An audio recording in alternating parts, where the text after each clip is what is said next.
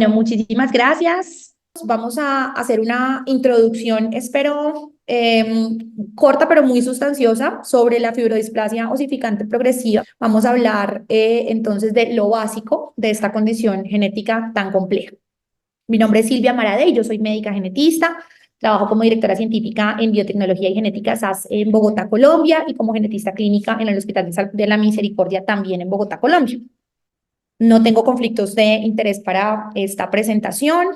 Y después de la introducción que hizo Julio, excelente introducción a esta enfermedad, simplemente vamos a recordar entonces esos conceptos que ya mencionamos, y es que la fibrodisplasia osificante progresiva es efectivamente una enfermedad rara del tejido conectivo, es decir, afecta a todos los tejidos que nos permiten tener el movimiento.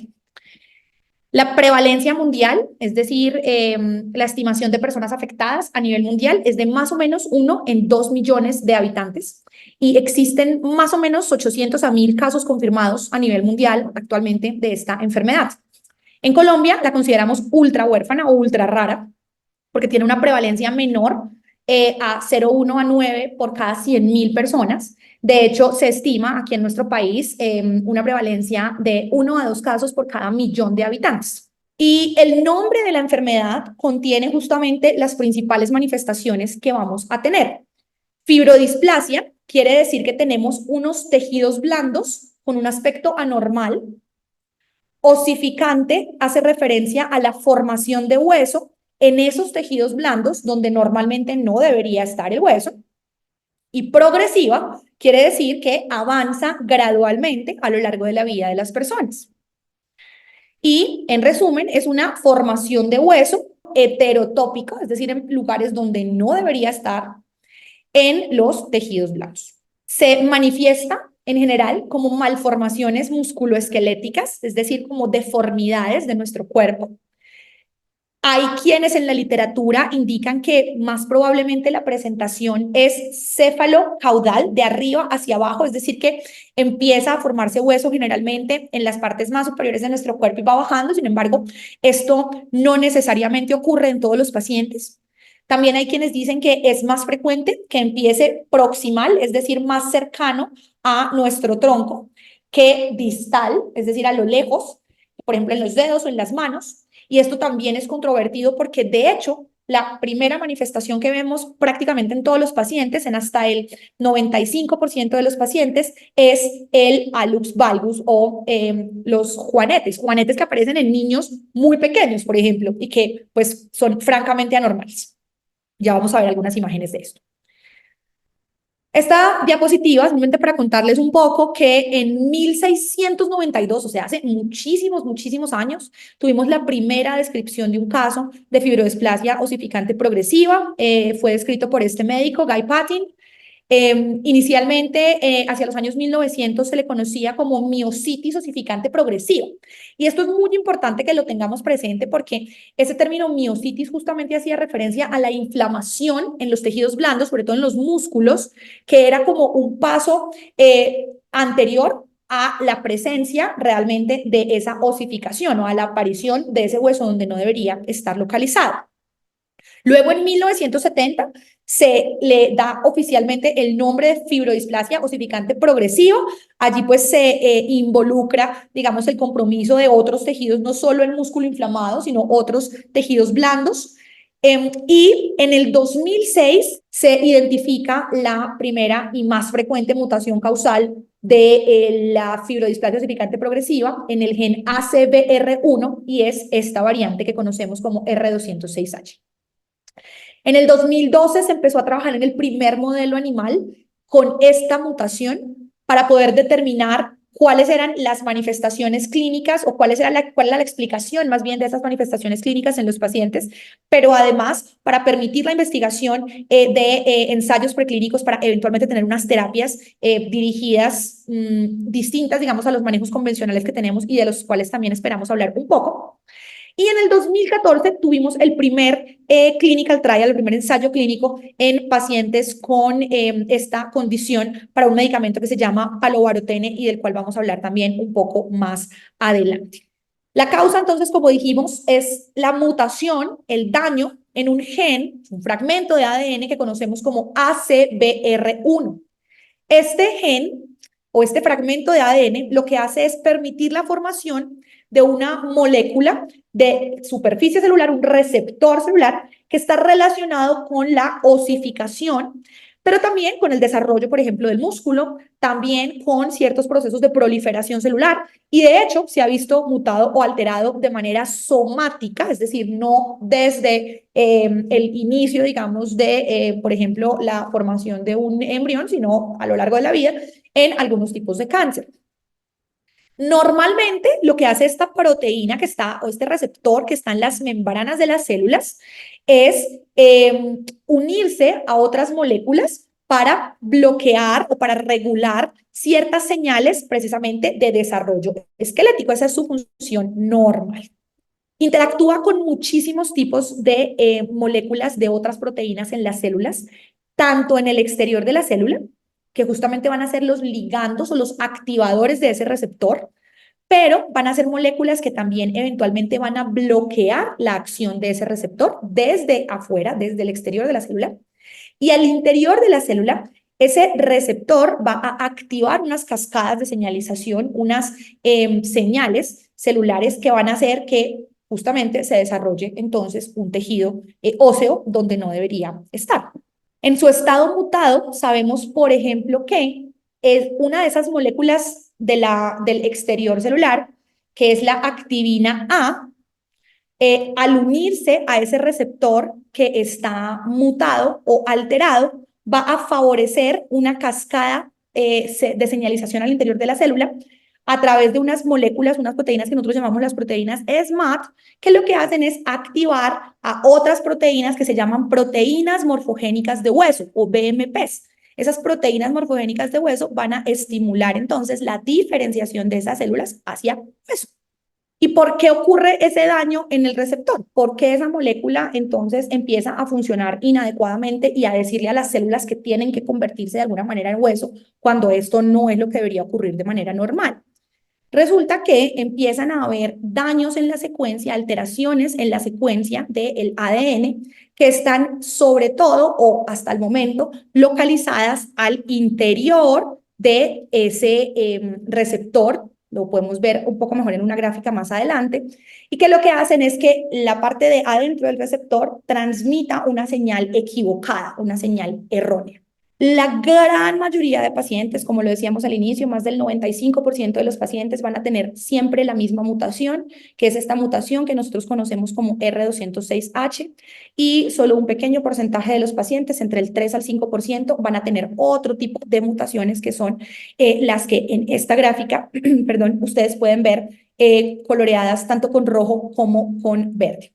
Las otras siglas que ustedes pueden ver en esta gráfica de IPG, CHD, corresponden a otros fenotipos que se han relacionado con este gen. Por ejemplo, a un tipo específico de gliomas en niños, de tumores intracraneales en niños. Pero como les contaba, las mutaciones en estos genes no ocurren desde que se forma el embrión, sino aparecen en la vida del niño únicamente, por ejemplo, allí en el tejido cerebral. Y son todas estas que podemos observar acá. De forma muy llamativa, esta mutación, la R206H, también puede aparecer de manera somática y causar la gran mayoría de estos gliomas pónticos en los niños. Este es un esquema como tridimensional de cómo se vería esa proteína más o menos o ese receptor, y aquí lo trasladamos, digamos, a una cosa más plana donde podamos imaginarnos mejor cómo está localizado en la superficie celular. Y lo que vemos es que pues tiene un dominio extracelular, una partecita por fuera, que es la que veíamos hace un par de diapositivas, que interactuaba con unas moléculas que activaban o bloqueaban diferentes señales. Y en el interior es donde van a estar entonces localizadas todas esas mutaciones que alteran la función correcta del receptor y que finalmente pueden resultar entonces en la fibrodisplasia osificante progresiva. Y esta es una gráfica, me pareció muy bonita, tal vez es un poco compleja de entender, pero vamos a intentar explicarla. Esto es un esquema de los huesos del pie de una persona que tiene diferentes condiciones. Una persona que no está afectada, inicialmente aquí el panel A, que no está afectada por la fibrodisplasia osificante progresiva. En B y B' tenemos una persona que tiene la mutación del gen, tiene la mutación R206H, que es la más frecuente. Luego en C tenemos una persona que tiene otra mutación que también se ha relacionado con fibrodisplasia ossificante progresiva. Y luego tenemos al final otra persona con una alteración en otro gen diferente a ACBR1, otro gen distinto, pero que justamente pues corresponde con esa misma vía de señalización, o es otro de los genes que participa ahí, que es un receptor de esas proteínas morfogenéticas del hueso, esas que hablábamos hace un momento, que se encargan justamente de favorecer la formación del hueso. ¿Y para qué les traía esta imagen? Porque miren, tan sencillo, digamos que nos lo presentan aquí, al pensar en el hallux valgus, o como les decía, el juanete, hagan de cuenta, ahorita vamos a ver las fotos para que recuerden los juanetes, pero piensen en un juanete en un piecito de un adulto, por ejemplo, que es cuando más frecuentemente aparecen, ¿no? Y lo que ustedes ven es una deformidad, ¿cierto? El dedito gordo como que se sale para un ladito, sale un codito. Resulta que en la fibrodisplasia ossificante progresiva eso ocurre porque empiezan a aparecer, aquí en color verde, empiezan a aparecer huesitos adicionales. Esos huesitos adicionales son justamente ese hueso anormal o ese hueso heterotópico que se está formando en tejido blando. Y además, otros fragmentos dentro de ese dedo, no dentro del hueso, sino por ejemplo en los ligamentos o en el músculo que envuelve a ese dedito, también van entonces a empezar a alterarse. Su forma también se va a alterar. Y por eso entonces esta va a ser una de las primeras manifestaciones. Y podemos ver que cuando alteramos otras partes del gen, entonces como en el caso de esta otra mutación, también vamos a tener unas alteraciones, pero no tan similares o digamos distintas a lo que ocurre con la mutación más frecuente. Y si alteramos otros genes de esa vía de formación de hueso, pues vamos a tener también, por ejemplo, la aparición de huesitos por ahí supernumerarios que no sabemos bien qué son, si son formación de hueso heterotópica o qué es, pero también digamos que vamos a tener deformidad. Entonces, definitivamente, cuando alteramos esa vía de formación de hueso, pues vamos a tener diferentes manifestaciones clínicas. Esto simplemente para recordar que tendremos otras condiciones en las que eventualmente podríamos tener mutación de ACBR1. Sin embargo, en la base de datos más grande de enfermedad mendeliana a nivel mundial, que es OMIM, realmente el único fenotipo que se ha relacionado, o la única enfermedad que se ha relacionado con mutaciones germinales de ACBR1 es la FOP. Ninguna de estas otras, digamos que aparece formalmente aún curada como un fenotipo relacionado específicamente con esto. La mayoría de los casos que se diagnostican en el mundo se diagnostican de novo. ¿Qué quiere decir de novo? Que no hay una herencia en la familia, o sea, que del paciente para arriba nadie había presentado esa enfermedad. En esa sola persona se dañó el gen ACBR1. Sin embargo, sabemos que una vez que una persona tiene esa alteración en ACBR1, esa persona tiene la posibilidad de heredar eso a su descendencia. ¿Con qué modo de herencia? Con un modo de herencia que llamamos autosómico dominante. ¿Esto qué quiere decir? Que si tenemos una persona afectada, vamos a tener entonces un alelo, un pedacito del gen, el que heredamos de cualquiera de nuestros dos papás, en este caso, si no es heredada, digamos que puede ser cualquiera de los dos, que va a estar dañada. Entonces tenemos una ACBR1 normal, una ACBR1 dañada. Y ese ACBR1 dañado va a ser heredado a el 50% de la descendencia en cada embarazo. No es que si yo tengo 4 hijos, 2 van a tener y 2 no, como está, digamos que lo graficamos de esta manera para ejemplificar que en cada embarazo, de cada 4 posibilidades que tenemos, vamos a tener 2 posibles afectados y 2 personas que no heredarían esta mutación y por tanto serían sanos. Pero es en cada embarazo. Esto es muy importante cuando los genetistas hacemos el asesoramiento a las familias, que se debe entender que incluso podría presentarse, por ejemplo, en todos los hijos de un afectado. O también, ¿por qué no? No presentarse en ninguno, si ninguno de ellos, por el azar, heredara la alteración. Las manifestaciones clínicas más importantes aparecen de manera congénita, es decir, desde que los bebés nacen ya presentan algún tipo de manifestación.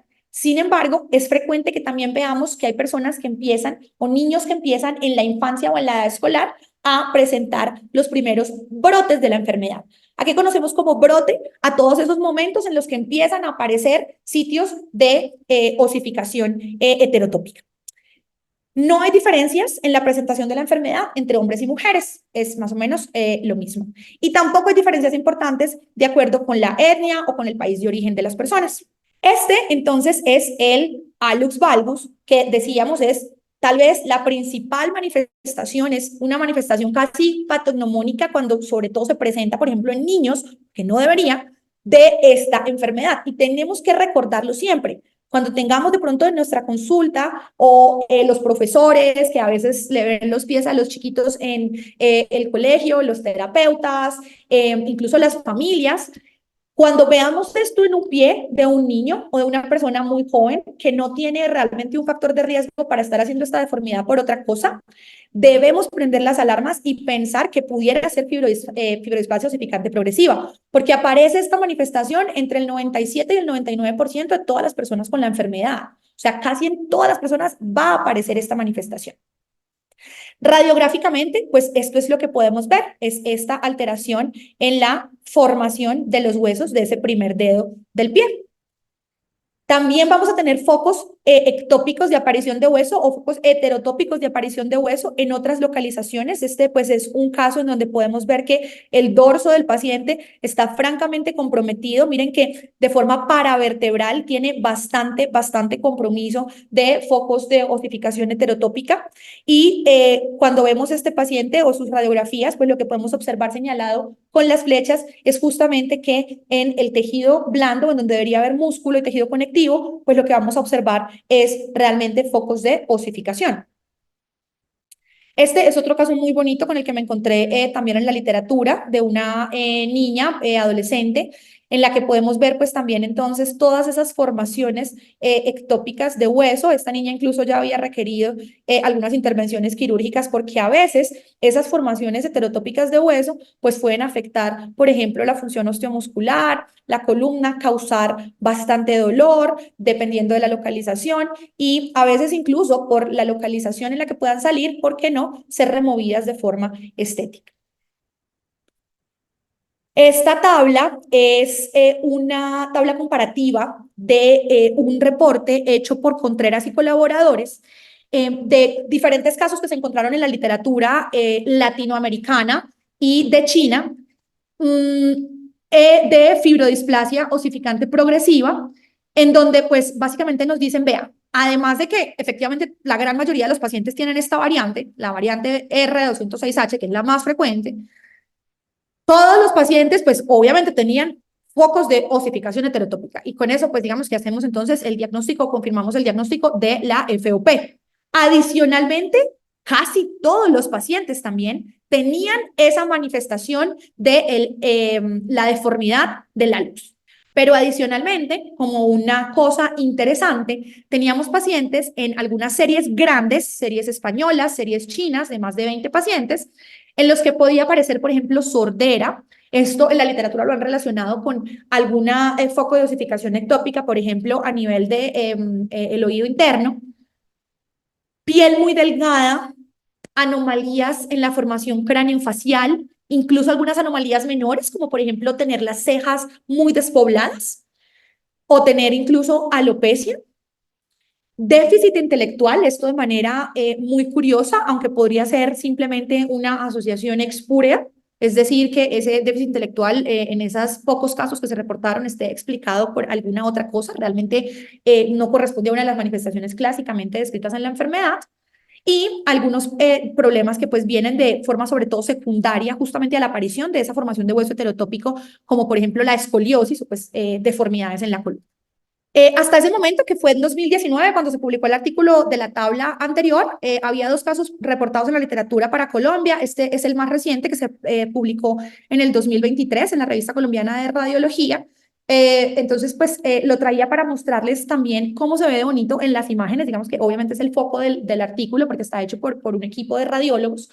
Cómo se ven las imágenes de esos focos heterotópicos de formación de hueso. Entonces, con las flechas blancas, en las primeras imágenes, que son imágenes radiográficas, pues podemos ver justamente esas cadenas que se forman de hueso y que normalmente pues no deberían estar allí. Allí debería haber músculo y tejido conectivo, tejido celular subcutáneo, grasa. Y en la siguiente figura, que está marcada como figura 4 y tenemos representado muchas flechas de colores, esta figura corresponde a una tomografía axial computarizada, un TAC, en el que pues vamos entonces justamente también a poder ver todas esas focos de osificación heterotópica en este paciente.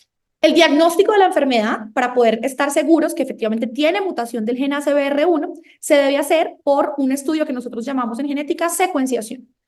¿Por qué se debe hacer por secuenciación? Porque hasta el momento el 100% de las alteraciones en el gen son de la secuencia, o sea, de las bases A, T, G y C, que son las que componen el ADN.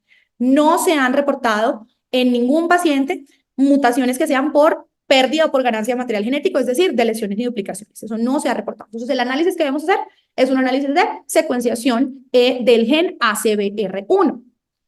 Es importante para nuestros amigos en Colombia que nos están viendo recordar que este estudio pues lo podemos hacer en Colombia porque está incluido en el plan de beneficios en salud, pues lo podemos ordenar a nuestro paciente para que sea realizado a través de su plan de salud.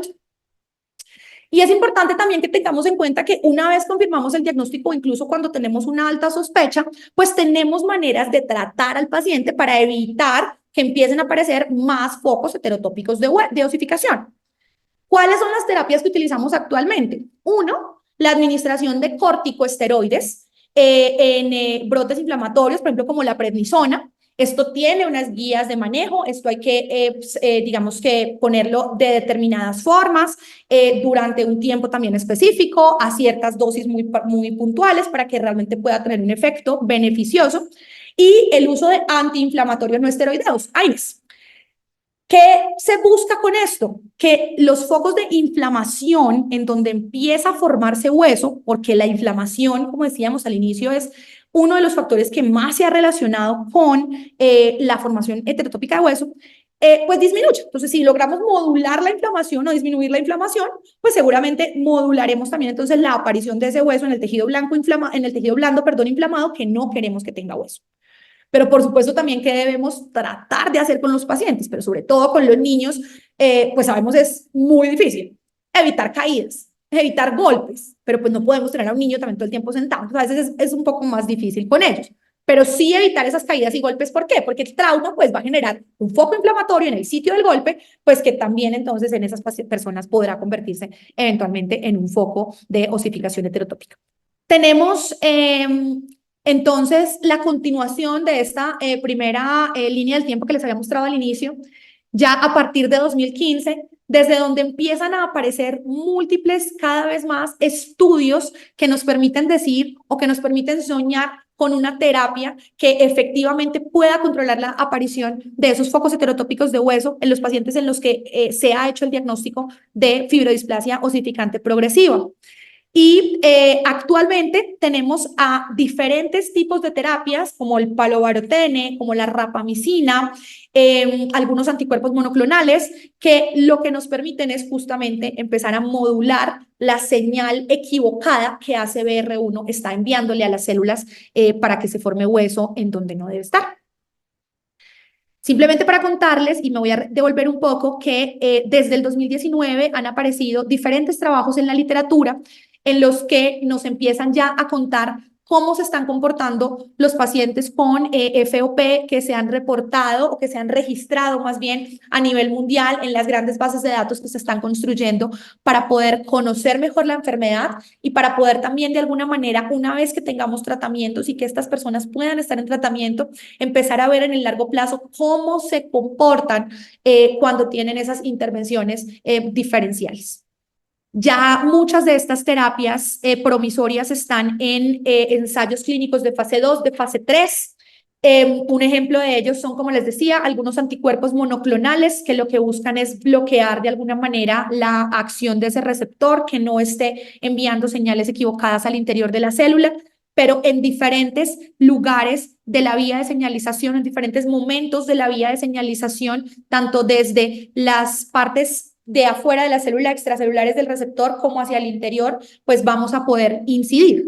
Este es un ejemplo muy bonito de cómo se vería toda esta intervención en los diferentes momentos de esa vía de señalización.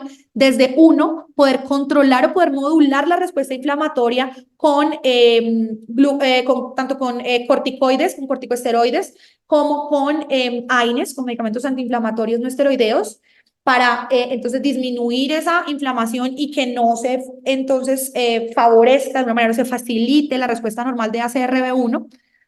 Además, tenemos anticuerpos monoclonales que lo que van a hacer es inhibir a la activina A. La activina A, no sé si lo recuerdan, en una de las primeras diapositivas que mostrábamos, es justamente una de las moléculas que interactúa con ese receptor y que puede actuar tanto como agonista como antagonista de la vía, dependiendo de cuál sea la alteración del receptor. También tenemos medicamentos que van a actuar ya como tal al interior del receptor en una fracción del receptor que llamamos la tirosina quinasa, que es como esa fracción del receptor que lo que hace es enviar esa señal final al resto de las moléculas al interior de la célula. Y tenemos varios tipos de estos inhibidores de tirosina quinasa. Pero también vamos a poder empezar a bloquear momentos incluso más avanzados, en los que cuando ya hay una lesión y empieza a formarse de alguna manera condrocitos que eventualmente son los que se van a transformar en células óseas, poder a nivel de esos condrocitos entonces inhibir o detener la formación de hueso. También tenemos en desarrollo terapia génica. Sabemos que para muchas enfermedades raras en este momento se está trabajando bastante en este desarrollo. Para el caso de la fibrodisplasia osificante progresiva, tenemos diferentes maneras de hacer terapia génica o diferentes posibilidades de hacer terapia génica. Una de ellas, pues, es reemplazar completamente ese ACRB1 que está dañado para que la célula lo exprese bien, exprese receptores que están bien, que están buenos y funcionen bien. Entonces, eso se llama reemplazo del gen. También podemos hacer silenciamiento del gen. Entonces, lo que hacemos es bloquearlo totalmente. No queremos que eso se exprese. No queremos que haya receptor dañado en las superficies de la célula. Podemos hacer las dos cosas. Bloqueamos el gen, pero además pues lo reemplazamos para que exista el receptor normal. Si no existe el receptor normal, pues no vamos a poder formar el hueso donde sí queremos que se forme, ¿correcto? Entonces necesitamos tanto bloquearlo, pero expresarlo también. Y finalmente, pues tenemos todas las tecnologías de edición génica que lo que buscan es, a través, por ejemplo, de sistemas como CRISPR-Cas, pues llegar al ADN del paciente y modificar allá su propio ADN para que se cambie esa mutación en el gen y el gen pueda expresarse, o ese receptor pueda expresarse como si estuviera normal. Para terminar, quiero recordarles que si bien la fibrodisplasia osificante progresiva es rara, hay que tenerla siempre presente, sobre todo cuando veamos, por ejemplo, estas deformidades del hallux en niños, porque a menudo, como no la tenemos presente, no pensamos en ella, empezamos a confundir de pronto el diagnóstico de estas formaciones heterotópicas de hueso con otras enfermedades que podrían eventualmente manifestarse de forma similar y podemos retardar el diagnóstico de la fibrodisplasia. Debemos confirmar el diagnóstico molecularmente en todos los pacientes en los que lo sospechemos, como les decía, a través de un estudio de secuenciación completa para el gen ACBR1. Debemos también saber que podemos manejar farmacológicamente los brotes de inflamación en los que los pacientes empiezan a hacer más formación heterotópica de hueso, y esto es relativamente sencillo porque podemos empezar inicialmente con corticosteroides y con AINES. Esto no debería tampoco retrasarse dentro del manejo de los pacientes. Y cada vez más tenemos disponibilidad de nuevas terapias, sobre todo ensayos clínicos que ya están muy avanzados, sobre todo algunos en fase 3, que van a tener o han mostrado los resultados preliminares de las fases iniciales que reducen la aparición durante el tiempo o durante la edad del paciente de esos focos heterotópicos de osificación. ¿El futuro cuál es? Pues que realmente todas estas terapias en desarrollo pues se disponibilicen para todos los pacientes que eventualmente las necesiten, incluyendo, por supuesto, porque no algún día la terapia génica. Y eso era todo lo que yo tenía por contarles. Muchísimas gracias por su atención.